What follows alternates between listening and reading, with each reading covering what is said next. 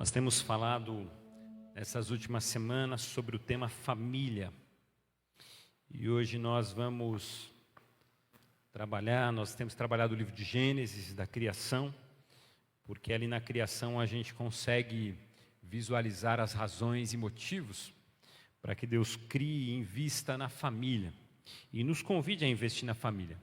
O tema de hoje é passos para a restauração familiar. E nós vamos ler então o texto de Gênesis, capítulo 3, do verso 8 ao verso 19. Gênesis, capítulo 3, do verso 8 ao verso 19.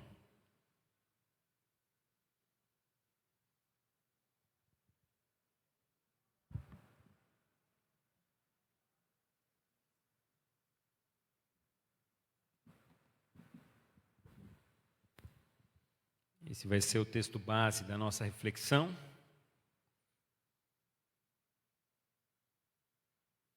Gênesis, capítulo de número 3.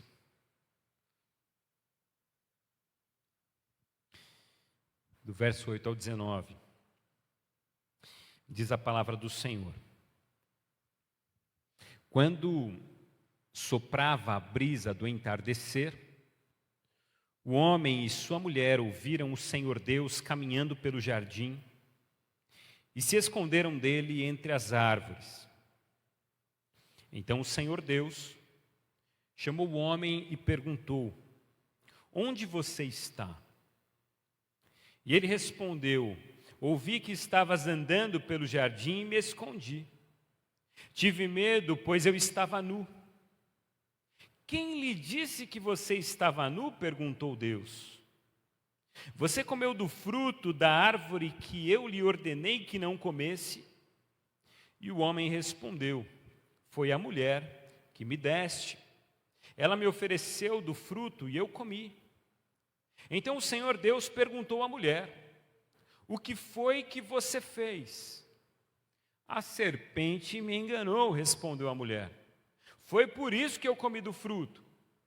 Então o Senhor Deus disse à serpente: uma vez que fez isso, maldita é você entre todos os animais domésticos e selvagens. Você se arrastará sobre o próprio ventre, rastejará no pó enquanto viver. Farei que haja inimizade entre você e a mulher, e entre a sua descendência e o descendente dela. Ele lhe ferirá a cabeça e você lhe ferirá o calcanhar. A mulher, ele disse: farei mais intensas as dores de sua gravidez, e com dor você dará à luz. Seu desejo será para o seu marido, e ele a dominará.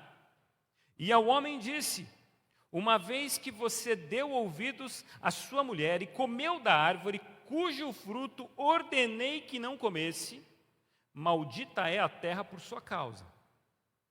Por toda a vida terá muito trabalho para tirar da terra o seu sustento. Ela produzirá espinhos e ervas daninhas, mas você comerá de seus frutos e grãos. Com o suor do rosto, você obterá alimento, até que volte à terra da qual foi formado. Pois você foi feito do pó, e ao pó voltará. Senhor, abençoa a Tua palavra mais uma vez, que na realidade abençoa as nossas vidas, porque a Tua palavra já é uma bênção. Abençoa os nossos corações no ouvir da Tua palavra. Nós precisamos de uma direção. Eu sei que há irmãos e irmãs que entraram aqui hoje nesse templo, desejosos de uma direção clara do Senhor para as suas vidas. Portanto, fala aos nossos corações, dessa maneira maravilhosa que o Senhor faz. Em nome de Jesus é o nosso clamor. Amém. Amém. Uma das novas modalidades, um dos assuntos mais comentados da atualidade é a tal da fake news. A gente, mais do que ouvíamos no passado, a gente tem ouvido isso constantemente, fake news. No passado a gente conhecia isso como fofoca. O passado era conhecido como fofoca. Quando as pessoas fofocavam da vida das outras, traziam notícias indecorosas e não verdadeiras, Mas hoje chamam isso de fake news. A fake news é isso, uma propagação de notícias falsas. Isso acontece muito nas redes sociais, mais do que a gente gostaria de ver, mas isso acontece na imprensa, isso acontece na sua vida familiar, isso acontece na sua casa, na sua vizinhança. Notícias falsas. E o problema da fake news, na minha opinião, o problema maior não é quem está emitindo e inventando essa notícia falsa. O problema para mim é quem está recebendo essa notícia. Porque quando alguém leva uma notícia falsa, o problema é quem recebe essa notícia e o sentimento que essa pessoa tem. Porque assim, você há de convir conosco, naquela natureza carnal que a gente tem, que ela é terrível. Quando a notícia falsa é contra alguém que a gente não gosta, a gente fica até feliz. Aí a gente até compartilha, a gente fala, a gente leva adiante. Você viu o que fulano fez? Eu sabia, mas quem disse? Quem disse foi uma pessoa que ouviu lá. Você não tem certeza, mas você compartilha com prazer, porque você não gosta daquela pessoa. Então é um sentimento ruim que leva você a fazer isso. Os sentimentos ruins levam a gente a compartilhar. Mas quando a gente tem um sentimento bom por essa pessoa, de quem está sendo falado, a gente fala assim, mas você tem certeza dessa notícia? E se não for verdade? Aí a gente quer saber se é verdade ou não. Porque no fundo, o nosso coração, ele gosta de acreditar nessas coisas. O nosso coração ele é enganoso, diz a palavra do Senhor. Enganoso é o coração do homem, quem o conhecerá? E a gente precisa tomar cuidado. Porque o nosso coração nos engana. Quem não gosta de ser enganado aqui? Muita gente gosta. Ô louco, pastor, não gosta. Não é à toa que a gente cai tanto em golpe. O golpe, ele contém as notícias mais absurdas do mundo. O golpe, para mim, mais absurdo que já inventaram, mas é um dos que muita gente cai, é o golpe do bilhete premiado. Porque você é parado na rua por alguém que fala assim, o meu bilhete está premiado, eu ganhei 2 milhões, mas eu estou com uma pressa lascada, eu tenho tanta coisa para fazer, eu estou com um problema que eu não trouxe meu documento, mas se você me der 2 mil reais, é seu. Gente, quem troca 2 milhões por 2 mil porque está com pressa ou porque não trouxe documento? Quem em sã consciência faz um absurdo desse? Ninguém. Eu troco uma carteirinha dessa se você me der 2 milhões em dinheiro. Aí eu troco, eu dou para você tira depois lá. Mas ninguém em sã consciência. Mas a gente cai, por quê? Porque a gente acredita nessas coisas. Por que eu estou falando isso? Porque Eva, ela foi surpreendida por uma fake news. Deus havia dito a Adão, de tudo aquilo que foi criado, de tudo aquilo que você viu eu fazer, você só não pode comer dessa árvore que eu colocarei no meio do jardim. Porque o dia em que você comer dessa árvore, você morrerá. E um dia Eva estava no jardim e a serpente, Satanás ali, tomando uma serpente, ele olha para Eva e diz assim, Deus disse que você não podia comer de nenhuma árvore do jardim. Ela fala, não é de todas. Deus falou que eu não posso comer dessa árvore do jardim. E eu não posso também tocá-la. E não foi isso que Deus disse. Deus falou apenas que não podia comer. Mas eu também não posso tocá-la. E a serpente diz assim, por que você não pode fazer isso? Não, porque o dia que eu fizer, eu morro. A serpente diz, você sabe que você não vai morrer. A serpente coloca a palavra do próprio Deus em xeque. E aí ela espalha essa notícia, não, se você comer, você vai viver. O problema é que Deus não quer que você coma dela, porque se você comer, você vai ser como Ele. E quando Eva ouve essa palavra, soa bem aos seus ouvidos, porque quem não quer ser Deus aqui? Quem não quer ter poderes aqui? Esse é um sonho de infância nosso. Eles sonham, você vê as crianças, tem crianças que sofrem por causa disso, porque querem ter superpoderes. Eu tive um amigo que uma vez se jogou do telhado porque ele achava que ele tinha o poder do Superman. Conheci um rapaz que ele foi atropelado porque ele achou que era o Batman e podia parar um carro. Não é brincadeira, é verdade. Porque no fundo, desde a infância a gente quer adquirir isso. E quando Eva ouve que ela poderia ser como Deus, os seus olhos se abrem para aquele fruto. Mas quando Eva come do fruto e ela dá ao seu marido, os dois morrem. E essa morte ela não é física, mas é uma morte espiritual, porque naquele momento há um rompimento. E a gente aprende com o apóstolo Paulo, lá em Romanos capítulo 6, verso 23, que o salário do pecado é a morte, mas o dom gratuito de Deus é a vida eterna. E o pecado ele gera morte. Ele gera morte em todos nós. A morte gerou um rompimento, gerou um vazio. E desde então o ser humano passou a viver com esse vazio que apenas Deus pode preencher. O ser humano tem dentro de si esse vazio. Os povos primitivos, eles passaram a buscar deuses e adorar, porque esse vazio havia neles, e eles adoravam o Deus Sol, adoravam o Deus Lua. Com o tempo, os povos começaram a criar os seus próprios deuses para que pudessem adorar uma divindade, porque alguém tem que existir para ser adorado. Essa ânsia humana de adorar alguém, porque sabe que há um ser divino que é digno de ser adorado. Tudo isso mostra o vazio e a busca do ser humano por Deus. Mas além de todas essas consequências, eu quero lembrar você que a família foi afetada. A família foi afetada. A existência e o propósito perderam o sentido por causa do pecado. A família foi afetada. E às vezes por causa do pecado, nós vemos a nossa família colapsar, a gente desanima e deixa de buscar a Deus, a gente passa a se esconder, a gente passa a buscar culpados pelos nossos erros, a gente acha que nós estamos no fundo do poço e que não há mais alternativa para nós. Mas eu queria hoje trazer uma excelente notícia para você. Deus ama a família, Deus ama a sua família. Deus ama seus filhos, Deus ama seus pais, Deus ama seu cônjuge, Deus ama. Deus ama esse projeto chamado família. Deus ama a sua filha que está lá no Uruguai. Deus ama seu filho que está longe de você, lá em Florianópolis. Deus ama seu filho que está longe. Deus ama. Deus ama os nossos filhos, Deus ama os nossos cônjuges, Deus ama esse projeto chamado família, o qual nós gastamos tempo e investimos tempo e dinheiro nele.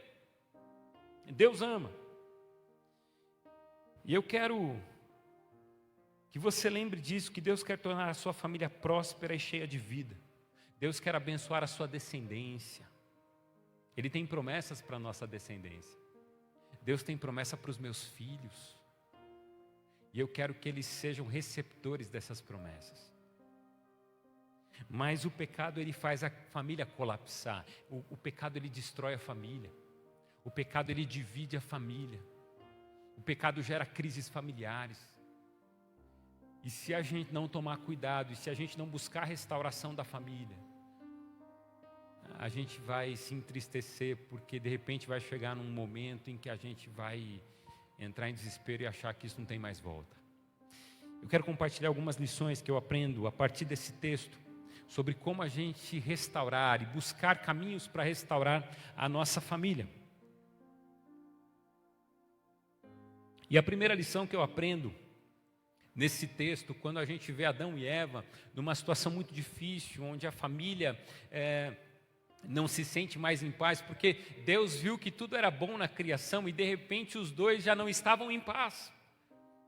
Se antes eles estavam ali juntos, auxiliando um ao outro, escolhendo os nomes, cuidando dos animais, administrando a terra, de repente eles não estavam mais à vista, porque eles estavam escondidos. E a primeira lição que eu aprendo é: não se esconda. Não se esconda. Porque tem gente que prefere se esconder ao invés de se resolver. Uma tendência do ser humano é a tendência de buscar se esconder. Adão e Eva sentiam vergonha da nudez e ao invés de procurarem a Deus, se esconderam, porque o pecado gera vergonha. Perceba, olha que coisa interessante. O texto diz que eles ouvem os passos de Deus no jardim. E quando eles ouvem os passos de Deus no jardim, eles se escondem. Eles se escondem. Porque assim, quando a gente tem vergonha do que a gente faz, a gente se esconde. Isso não é uma característica dos adultos, é nossa característica desde a infância. Quando a gente apronta uma, o que a gente faz? A gente se esconde de vergonha. A gente se esconde porque a gente não quer que as pessoas saibam o que a gente fez. A gente não gosta de ser exposto. E Adão e Eva, ao desobedecerem a Deus, o que eles fazem? Eles se escondem. Eles se escondem porque há uma certeza de erro em seu coração, há uma consciência de que algo errado eles fizeram, a desobediência se manifesta, e aí eu vou fazer o quê? Eu vou olhar para Deus como? Porque essa é uma crise de nós cristãos. Muitas vezes quando a gente erra, a gente decide se esconder ao invés de confessar os nossos pecados. A gente prefere se esconder. O problema é que a vergonha mantém você morto. Mas a confissão do pecado gera vida em você. É por isso que lá em 1 João, abra sua Bíblia em 1 João, capítulo 1. 1 João, lá no finalzinho da sua Bíblia. 1 João, capítulo 1, dos versos 8 ao 10. Eu quero convidar você a ler.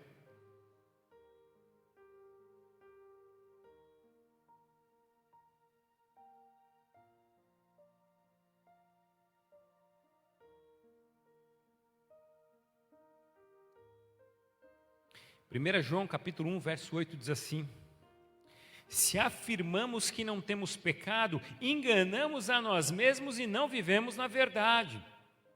Mas se confessamos os nossos pecados, Ele é fiel e justo para perdoar os nossos pecados e nos purificar de toda injustiça.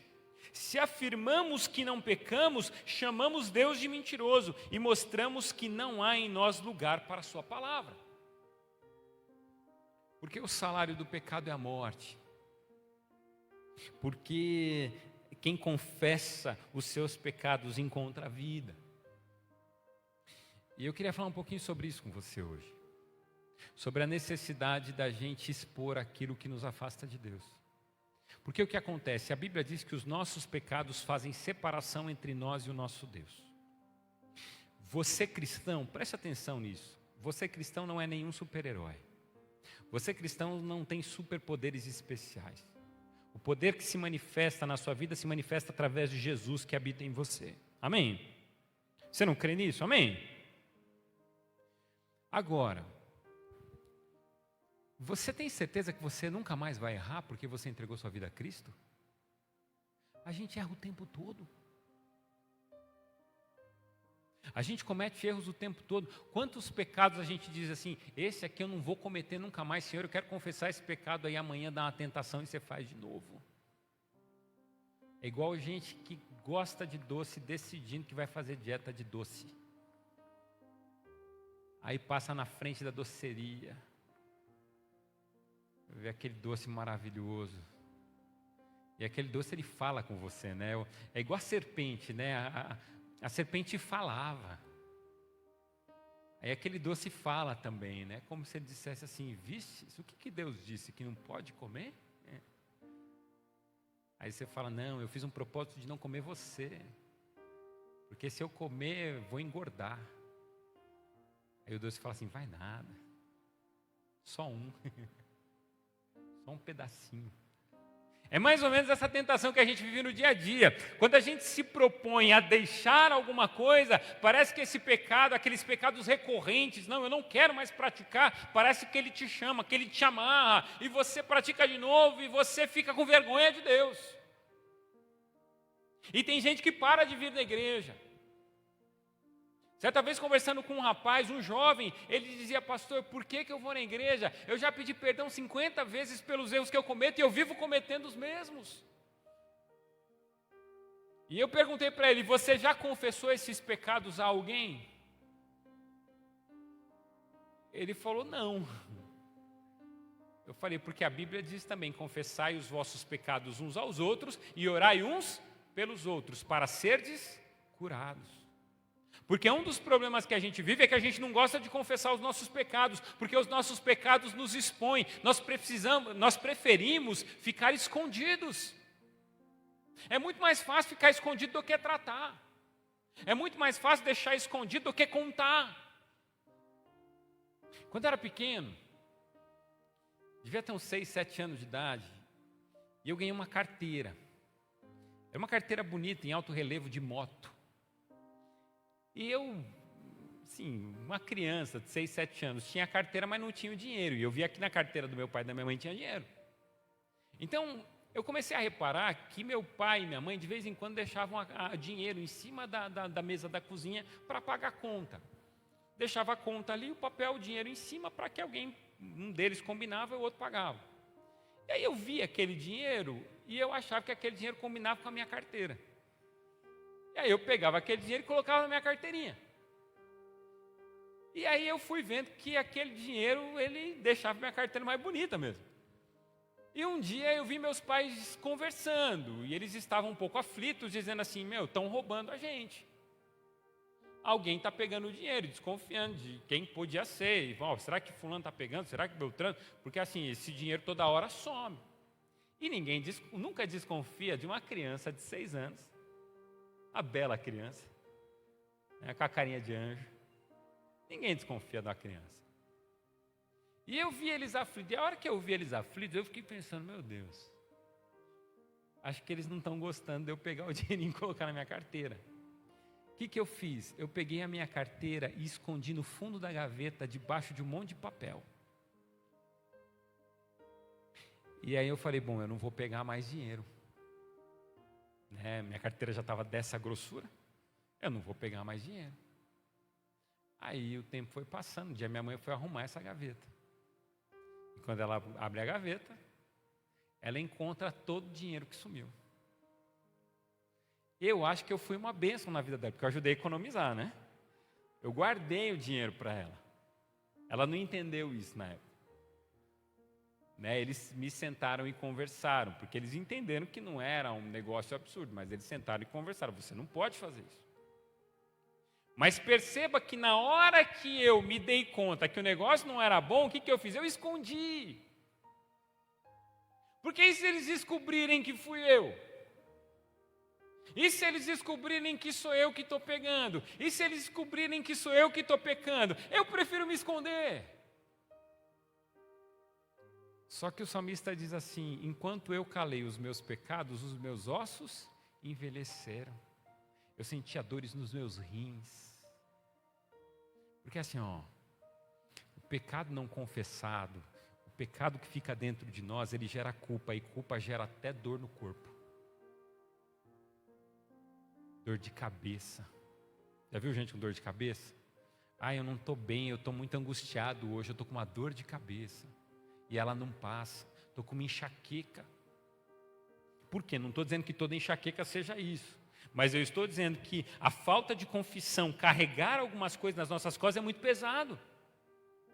Porque a gente vai colocando as nossas culpas, a gente vai colocando os nossos erros, a gente não compartilha, a gente não abre o coração, a gente não se dedica a nada, a gente não trata isso e daqui a pouco isso tudo está pesado. Aqui nós temos psicólogos, tem o Tião, que está fazendo aniversário hoje, né, Tião? Deus abençoe. Tião, quando alguém abre o coração, tem a Kelly ali na frente, psicóloga. Tem mais psicólogo aqui, não? Aqui não, né? Tem mais psicólogo na igreja. A Lúcia é psicóloga, né? Minha sogra. Olha lá. Não tem mais nenhum psicólogo aqui não, né? Porque você sabe que quando a pessoa ela expõe tudo aquilo que acontece e está dentro dela, ela alivia. Ela fica em paz, ela abre um sorriso. É como se, eu tirei das minhas costas um peso que eu não conseguia carregar. E esse é o peso do pecado. Adão e Eva, quando eles percebem o que eles fizeram, ao invés de chegar, de ouvir os passos de Deus e sair correndo para dizer, Deus, nós comemos da árvore que o Senhor disse que não era para comer. Eles foram se esconder e Deus pergunta, aonde vocês estão? E quando Deus pergunta aonde vocês estão, essa não é uma pergunta física, porque Deus sabia onde eles estavam. Deus sabia que eles estavam escondidos. Mas quando Deus pergunta onde vocês estão, a pergunta é em que circunstância, em que situação vocês se encontram. Porque ontem eu deixei vocês num ambiente de paz e hoje vocês estão escondidos, fugindo da minha presença. E quando alguém foge de você é porque deve, não é? Não é assim, quando alguém deve, a pessoa não muda a calçada, a pessoa não quer te encontrar, a pessoa não quer te ver. Por quê? Porque ela deve. E aí Deus diz assim: vocês comeram do fruto que eu disse que não era para comer? E aí Adão falou assim: a gente percebeu que a gente está nu, aí a gente se escondeu. Aí Deus falou: é lógico, eu falei que não era para comer. Portanto, assim, Jesus, Ele morreu numa cruz para que os nossos pecados pudessem ser perdoados.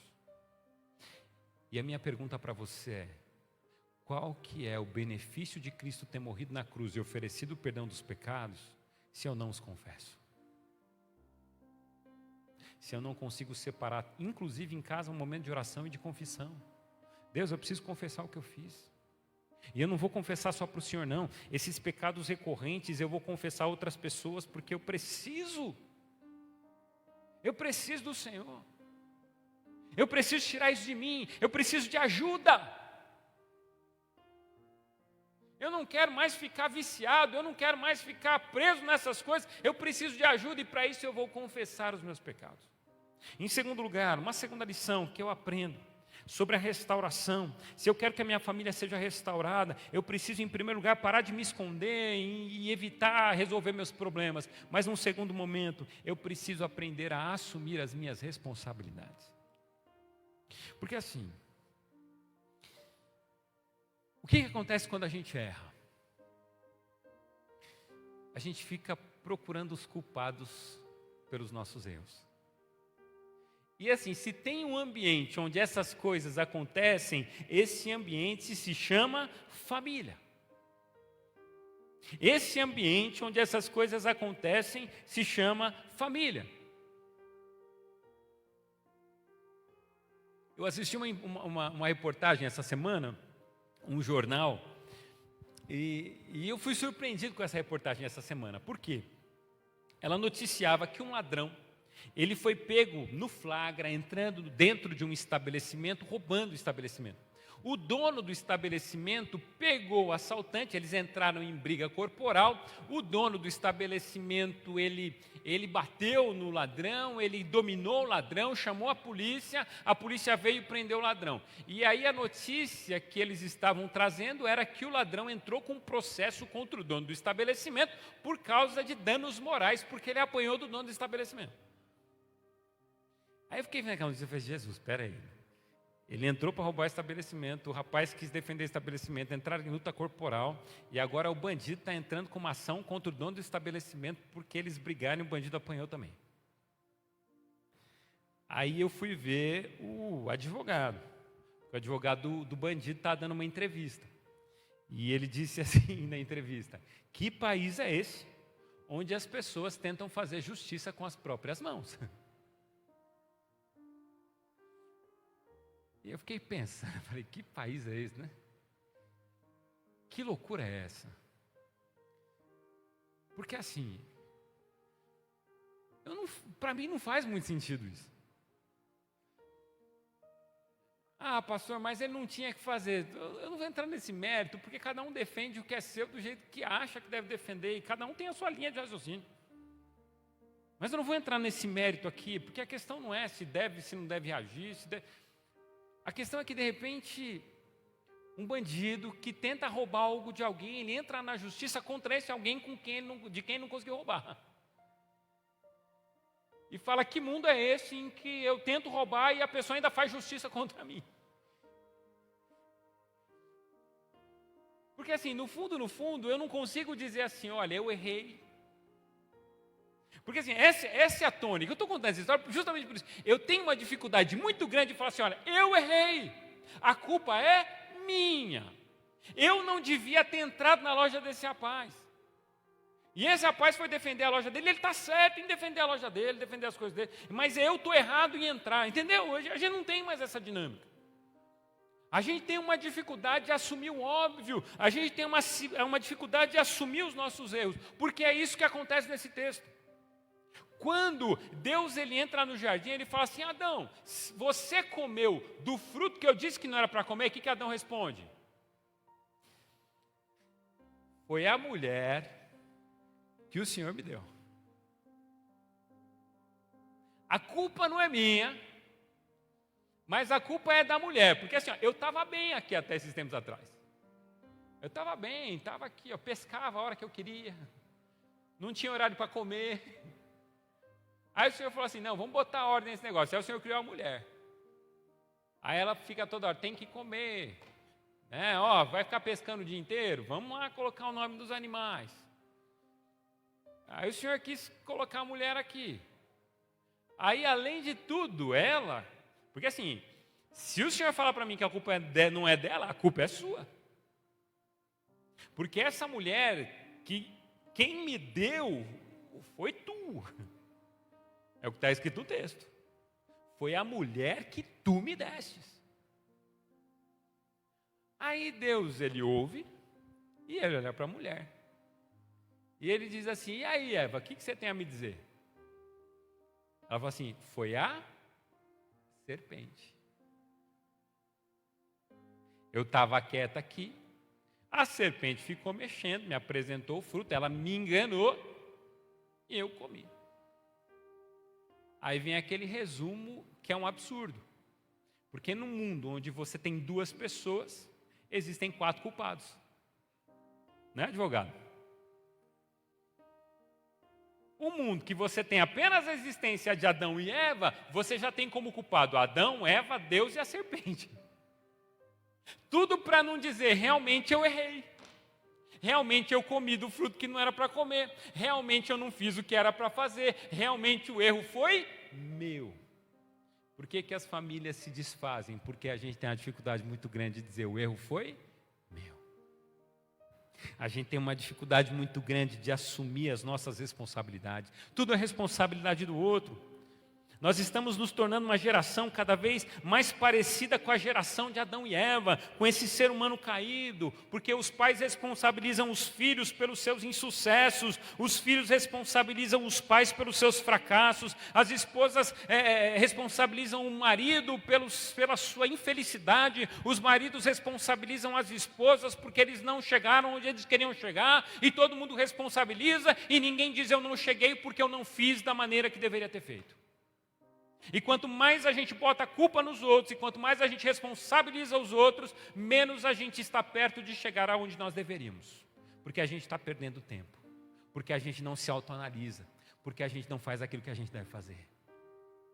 Porque a gente fica encontrando culpados pelos nossos erros. E a gente não cresce. Crianças fazem isso. Crianças culpam os outros. E elas têm uma dificuldade muito grande de perceber que elas estão fazendo errado e poderiam fazer melhor. Você, guarde bem isso, em nome de Jesus, você é o maior responsável pelos seus fracassos. Enquanto você não entender isso, a sua vida não vai se direcionar para uma guinada. Enquanto você não entender isso, o seu relacionamento com Deus não será próspero.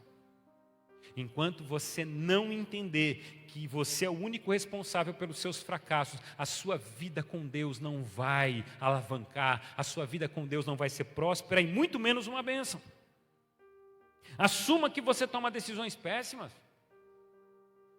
É igual um homem dirigindo sem o GPS. Você já viu um homem dirigindo sem GPS? Homem dirigindo sem GPS fala assim, não, pode deixar que eu sei o caminho. Aí a mulher fala assim, vamos perguntar? Para ali para perguntar, vamos parar, tem um moço ali andando, para ali para perguntar. Não, não precisa perguntar, eu sei. Aí ele anda e não chega. Aí quando ele fala assim, eu vou parar para perguntar, o que a mulher fala? Eu não te falei? Aí ele para perguntar. Por quê? Porque tem uma dificuldade tão grande de perguntar no meio do caminho como é que faz. Homem não precisa ler manual, homem já tem uma ideia de como funcionam as coisas. Aí ele liga o aparelho 110 no 220. Porque não pegou o manual para ler. A primeira coisa do manual é, esse aparelho é 220, é 110, 220, então cuidado com a tomada. Uma das primeiras informações, esse aparelho é 110, não põe no 220. Mulheres teimosas, que ficam ali investindo numa coisa que não dá certo, investindo em coisas que não levam a nada, que não ajudam a família, para e refaz. Qual que é a nossa dificuldade? Ah, não, mas o erro, quem não fez foi o outro. Assuma que você toma decisões péssimas, assuma que você é mal resolvido, assuma que você erra, assuma suas mentiras, assuma suas derrotas, assuma sua falta de esforço, assuma que você não sabe, assuma sua raiva, sua violência, sua insegurança, assuma para que Deus possa agir na sua vida. Ah, pastor, eu não vou na igreja por causa de fulano, sabe? Fulano, tem um fulano na tua igreja que eu não gosto dele. Então assim, você não vai por causa, você não deixa de ir por causa de fulano, você não vai porque você não quer. Porque assim, se qualquer coisa justifica a sua ausência, então você deixa de ir porque você não quis. Ah, pastor, não fui no culto porque estava chovendo. Ah, agora não choveu esse final de semana, irmão. Não é porque está muito sol, está quente. Assim, no fundo, você não quer, não tem problema, não precisa ficar justificando. Só fala, não quero. Porque aí você consegue detectar em você que há uma falta de vontade. E assim você consegue resolver por que está faltando vontade. Então eu consigo detectar alguma coisa que me leva a uma resolução. Porque no fundo, Deus não trabalha com gente responsável. Deus trabalha com gente honesta. Com gente clara, que assume, que diz o que é. Lembre-se de Ananias e Safira. Os dois foram fulminados no templo porque quiseram enganar a Deus, porque quiseram transparecer algo que não eram. E eu acho que a vida é assim.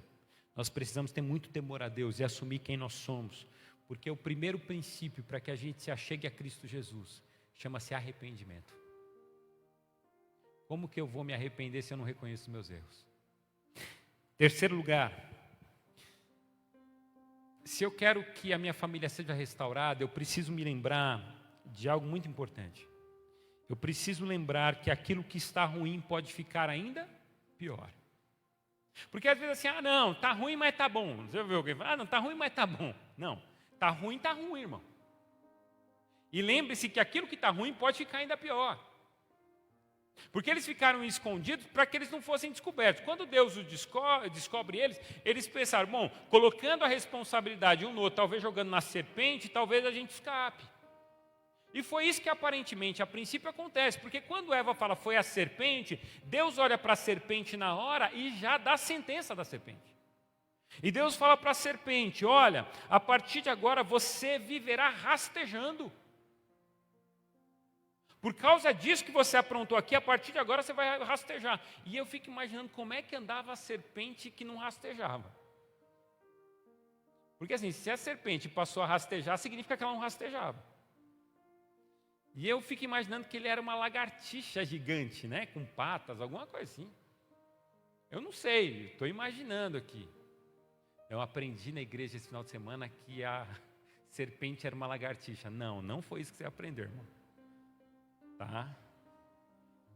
Chu, vim visitar a igreja aqui, nossa, ouvi uma coisa que eu nunca ouvi antes. Não, irmã. Não foi isso. Eu estou aqui imaginando só. Uma imaginação boba. Mas aqui a serpente, ela não rastejava. E Deus deu a sentença. A partir de agora você vai rastejar. E outra coisa, você vai ser inimiga da criação. E a criação vai ser a sua inimiga. Você já viu uma cobra amiga? O que você faz se você vê uma cobra? Precisa matar. Chama alguém para matar. Fulano, passa com o carro em cima. Lembra? Passa com o carro em cima da cabeça. Pega enxada e corta a cabeça dela. Era assim que fazia, né, Adriano? Você matou serpente já, não? Não, mas já viu. Você corria. Você era daquele que pedia para alguém matar. Entendi. Assim funciona. Alguém pega uma enxada e dá na cabeça dela. Por quê? Porque serpente pica. Esses tempos atrás saiu um rapaz que criava uma naja. A naja era dele, era a criação dele. O que a naja fez? Picou ele. Ficou internado lá não sei quanto tempo. Por quê? Porque cobra não é animal de estimação, não. Tem gente que tenta. Ela dá uns abraços apertados quando é um tipo de cobra, né? Cobra não é amiga. E aí ele vai dizer assim, outra coisa. Você será ferida por um descendente da mulher e você viverá em inimizade. Só que aí, quando Adão e Eva estão vendo isso, eu acho que eles ficam assim, tá vendo? É a cobra mesmo.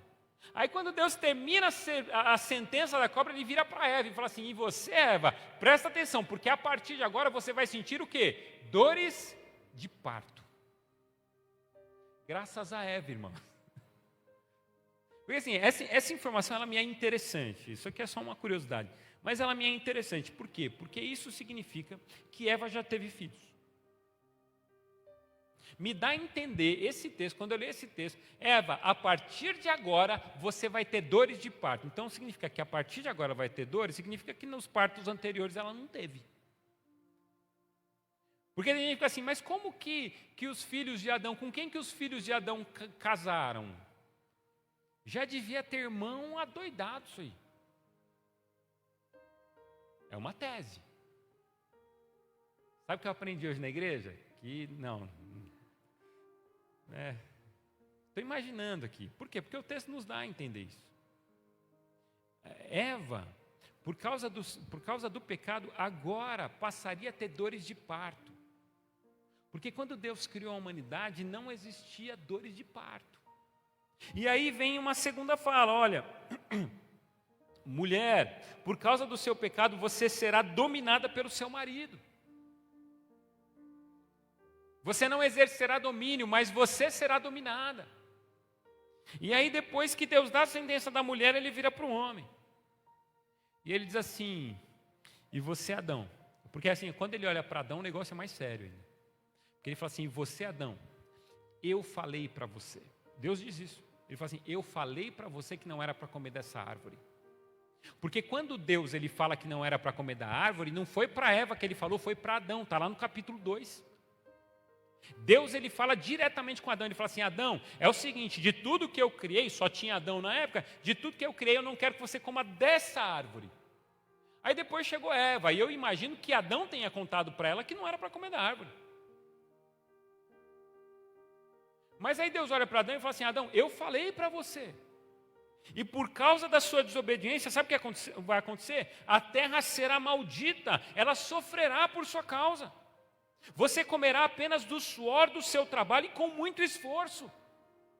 Ou você acha que plantar, você acha que regar, você acha que colher é fácil?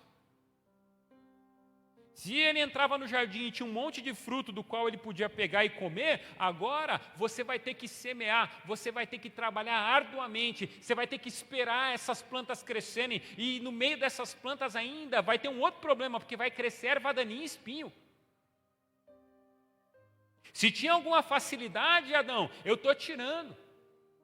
Deus, ele parece aquele pai que chega para o filho e fala assim, eu falei para você, porque você me desobedeceu, agora a sua facilidade vai acabar. Você vai acordar às 7 horas da manhã, você vai fazer o seu café, você vai fazer o que você tem que fazer, e depois você vai ajudar a limpar a casa, e depois não sei o quê. E quando você estiver cansado, eu ainda vou pensar no que você vai fazer. Aí a criança fala, não vai ter mais aquele café na cama? Não vai, acabou. Porque você não está sendo responsável. Lembre-se que, por causa do pecado, se as coisas estão ruins, elas podem piorar. Então comece a cuidar da sua família. Comece a cuidar dos seus.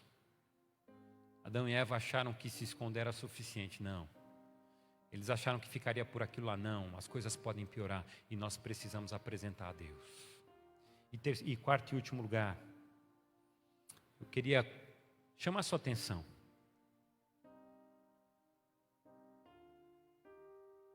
Porque se eu quero acreditar que a minha família pode ser restaurada,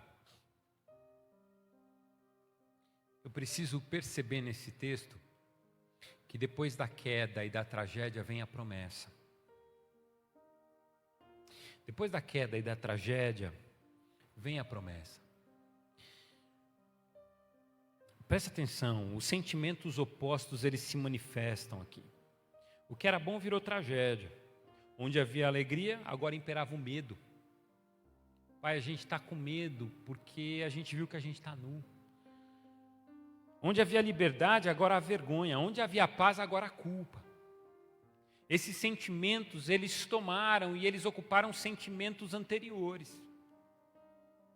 E quando essa tragédia se estabelece, quando a queda do homem se finda, É nessa realidade que Deus estabelece o plano de salvação. É nesse momento, presta atenção, porque às vezes a gente vê algumas coisas importantes na nossa vida ruírem. E é nesse momento que a gente precisa se atentar para as promessas divinas. Porque aquele não é o fim. É nesse momento que Deus olha para os dois e diz assim, olha, ele vira para a serpente exatamente, ele diz, olha, você ferirá o calcanhar da mulher, mas as gerações posteriores da mulher, haverá um que pisará a sua cabeça. Você vai ferir o calcanhar, mas haverá alguém que pisará a sua cabeça. De quem que Deus estava falando? De Jesus Cristo.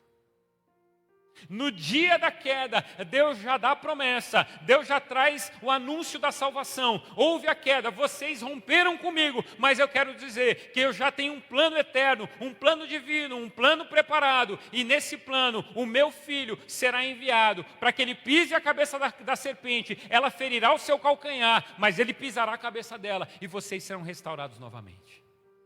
Louvado seja Deus por isso. Porque as promessas de salvação de Deus, elas são para nós e para a nossa família. Porque Deus, Ele quer restaurar as nossas vidas, mas Deus quer restaurar também a sua família. Deus quer restaurar o seu marido, Deus quer restaurar o seu filho, Deus quer restaurar você, Deus quer restaurar o seu cônjuge, a sua esposa, Deus quer restaurar os seus pais. Não tire os seus olhos dessa promessa. Romanos capítulo 5, convido você para abrir a sua Bíblia, Romanos capítulo 5, do verso 18 ao verso 21, e nós já estamos encerrando.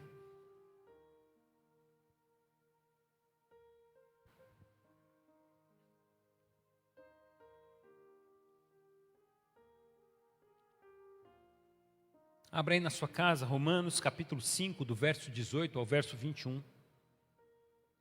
O texto diz assim: é verdade que um só pecado de Adão trouxe condenação a todos, mas um só ato de justiça de Cristo removeu a culpa e trouxe vida a todos. Por causa da desobediência a Deus de uma só pessoa, muitos se tornaram pecadores.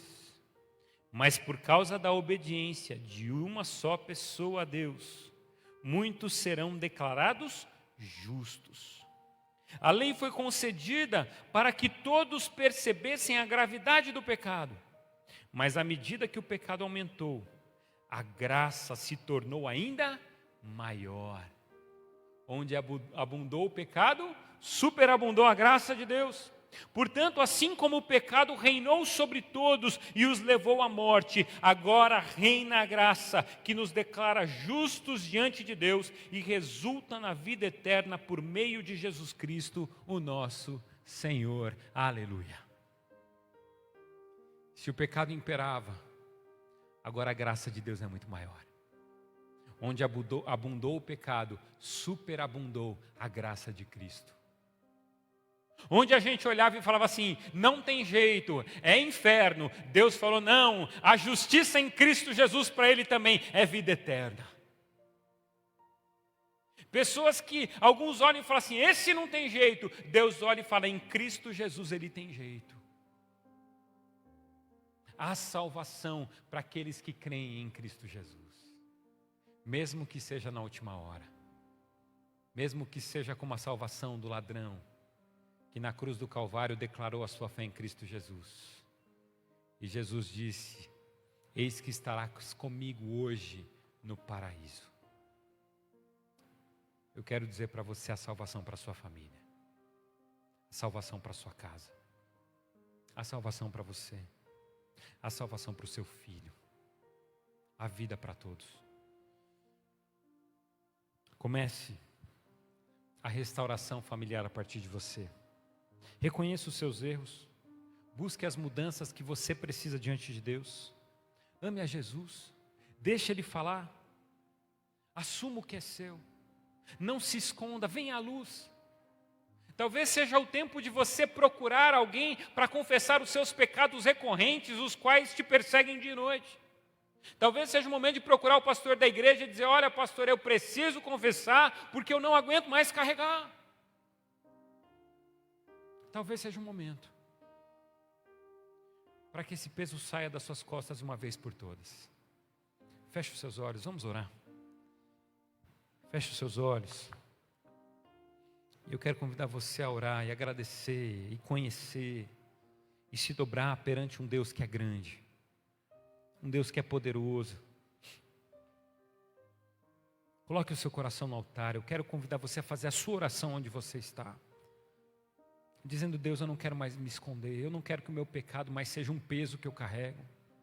Eu quero ser livre hoje. Eu não quero mais ser um escravo dos meus pecados recorrentes. Hoje eu quero resolver isso no teu altar. E hoje é dia de você resolver.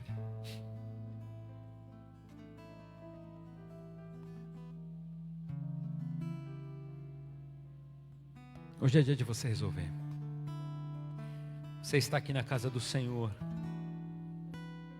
porque se por um homem apenas o pecado se estabeleceu no mundo, por o ato de um outro homem chamado Jesus Cristo de Nazaré, o pecado encontrou o perdão e a justificação. E quando nós somos justificados, a Bíblia está dizendo que nós fomos tornados justos por causa de Cristo Jesus. E agora não há mais nenhuma condenação para aqueles que estão em Cristo Jesus. Se confessardes os vossos pecados, Ele é fiel, Ele é justo, Ele perdoa os nossos pecados e nos purifica de toda injustiça. Eu quero convidar você hoje a confessar os seus pecados a Deus. Se a sua família não está bem, eu quero que você olhe para dentro de você e diga: Pai, a culpa é minha. Para de culpar o outro. Para de jogar pesos que não são do outro, eles são seus. Para, em nome de Jesus, de colocar a culpa da sua infelicidade nos outros. Foi você que tomou decisões. Agora assuma suas decisões, coloque elas diante do altar e deixa Deus fazer milagres. Eu não cheguei onde eu queria chegar. Coloca diante de Deus e deixa Ele te levar. Eu é que sei o caminho que tenho a vosso respeito. Eu que sei os pensamentos que tenho sobre vocês, diz o Senhor. E eles são para vos dar uma esperança e um futuro. Hoje nós precisamos experimentar a boa, a perfeita e agradável vontade de Deus. E ninguém vai descobrir isso escondido. Ninguém vai descobrir isso jogando responsabilidade nos outros. Ninguém vai descobrir isso sem assumir as suas culpas, sem assumir os seus erros. Assuma agora em nome de Jesus. Diga ao Espírito Santo: Espírito, eu preciso tratar isso, tratar minhas mentiras, tratar os meus enganos, tratar as falas. Eu tenho boca pesada, eu tenho pensamentos que são destrutivos, eu tenho uma raiva dentro de mim e eu preciso jogar ela para fora. Eu não posso andar com raiva de todo mundo. Eu não posso deixar de buscar o Senhor porque eu estou com vergonha daquilo que eu sinto e daquilo que eu sou. Me perdoa, Pai, me toma em seus braços e me leva para a Tua presença novamente.